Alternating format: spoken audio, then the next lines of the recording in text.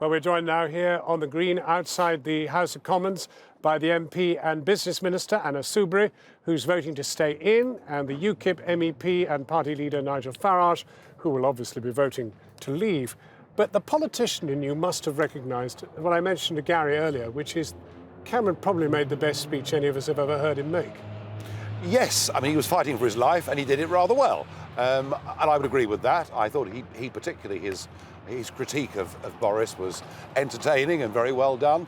My only problem with it is that he talks about this deal, he talks about this package, and he tells us that legally it's guaranteed, which it's not. So let's get to the package in a moment. I have trouble with the substance, but did he perform well? Yes. By the same token, there was a lot of blue blood on the carpet. I mean, the Tories were utterly riven. And we knew it would be the case. I don't agree with that. What about Boris shouting rubbish? Well, actually, I didn't hear that, and he wasn't that far behind me.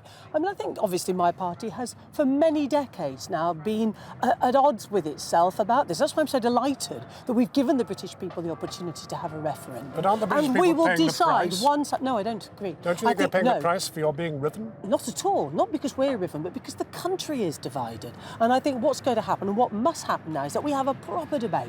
And so we can debate why we should stay in, and I think we should, and I think it'll be even better for our country. We'll be safer, stronger, better off if we stay in. And we've also got to look at leaving, not just why we should leave, the argument that Nigel will advance, but also the consequences. And they have to tell us, what will this country look like? Because I know what it will look like if we're in. Nigel Farage, they have to tell us what it's going to be like if we're out. He made a point just now that this deal was really no deal. And it was really, frankly, a bit of a charade. No, actually, one of the interesting things was the number of people who have paid tribute to the deal, including in the Cabinet and today on the floor of the House of Commons from both sides. Yes, it is a real deal, and I think he's achieved much more than I ever thought he would. Well, I'm not going to be able to persuade Nigel. I'm not being rude. Right. The people I want to persuade, the people who are watching this programme. I thought 70 to 80 Tory MPs would back Britain leaving. I never in my wildest dreams imagined it was going to be 140 that have declared already. And the problem is, whatever you think of the deal, it's not legally enforceable. The European Parliament can strike it down.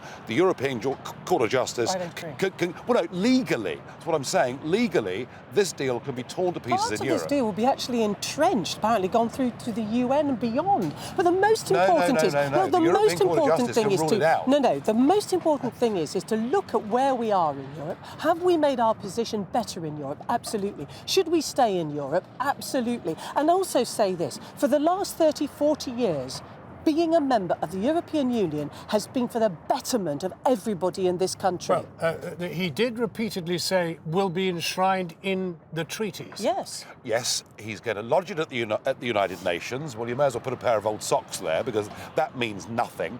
And the point is, the European Court of Justice's job is to enforce the treaties. Now, in a few years' time, when there's another treaty, what you'll find is the people that he's agreed this with won't be there. They'll be gone. There'll be new presidents, there'll be new prime ministers, and I think it's very unlikely that these protocols will ever get into a European treaty. The only person who's saying this is you, Nigel. No, because actually, to write into a treaty... Well, then why moan about it? Exactly, it wouldn't make a scrap of difference. Because the argument I'm making is this.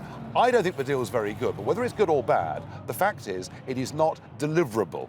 And that is the reason why more Tory MPs have moved in this direction. The real debate is, what do these guys offer to the voters at home if we vote to leave? Well, thank you. What do people get? What will they get on June the 24th? If we stay in... And what do they leave? We stay in a club that is centralising at a rapid pace. We stay in a club which Turkey's joining within 5 years, if the German Chancellor gets her way. If we leave, do you know the one thing I can absolutely guarantee you, if we leave, is that building behind us and this nation will be self-governing, and we will not have, Tell him, as Michael Gove said, I thought the most telling comment so far in this campaign was Michael Gove saying that every day, every minister is told, that's not true, we're sorry, minister, we'd love to do this for you, but it's in breach of EU rules. Let me finish. Nigel Farage, now tell me it's wrong. Let the lady speak.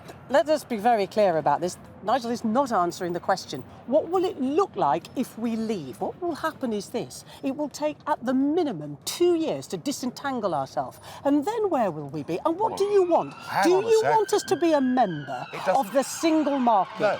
You don't? No. So you want us to be... You don't even want Norway's status, Iceland? No. So you want us to be a country completely alone in all the world? Alone. Wouldn't that be awful? Independence, the word. No. Self-governing, making our own laws. We are. And We do make our own laws. I mean, when Look, the Prime, you didn't when the let Prime me Minister... finish my point. He talks even more than I do. I'm not sure that's true. Give her another 20 seconds. Can we just squash this absolute nonsense? It's quite, just not true that we don't make our own laws. Almost every day, every week. That's exactly what we do in that place. It's only when it's an issue of competence. And this is about 8 to 9%. So it's a myth to say that we don't make our own laws. And look at what Europe has given us. It's given us access to a single market. It's provided jobs and prosperity. It's meant that we have free trade and free movement of workers for the benefit of our people as much as anybody else. Remember how Britain was before we joined. Absolutely. Well, New Zealand butter came from New Zealand. Yes. But does it matter?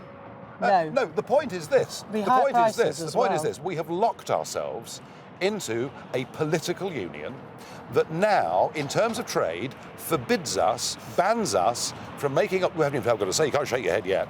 Bans us I don't agree from with you about making locking our us own into political trade union. deals. That's not true Our either. own trade deals. Well, we're in a political union. That's why it has a flag and an anthem. That's why our Supreme Court over the road there can be overruled by a court in Luxembourg staffed by people who are not even judges. And for you to tell the viewers that only 8 to 9% of our laws are made in Brussels is frankly laughable. That's not laws. It's only issues even Gordon competence. Brown admitted it was 50%. No, it's Nigel, so there's a big distinction between laws and then when the courts look at some instances when it's an issue of competence and say whether it's compatible. But the most important thing is, if you are concerned about political union, actually what we've got in this New Deal is specifically excludes us from it. So no, we cannot have those judgments put on us if it's a race towards political union and that test is implied. That's absolutely there. That's an astonishing achievement. And every single directive that goes through from the Commission, through the European Parliament, to the Council, every single one of them increases the political power of the European project. A final question to you both. You've both talked very eloquently about different ways of doing things and laws and the rest of it. Do you think anybody at home has been able to make up their minds of yes or no as a result of what you've said? Well, I hope they understand from me one thing. If we leave, we will be self-governing and responsible for our own future. And from you? I don't think that's true or accurate, and I'm looking forward to when we publish all the details of all the options. Look, we're safer, we're stronger, we're going to be better off staying in the European Union, and more than this, we're going to be leading the reform. We're no longer a petulant child. We're going to be a fully grown adult playing a full part in making sure we have a better EU. Nigel Farage, thank you both very warmly. Thank you for coming out.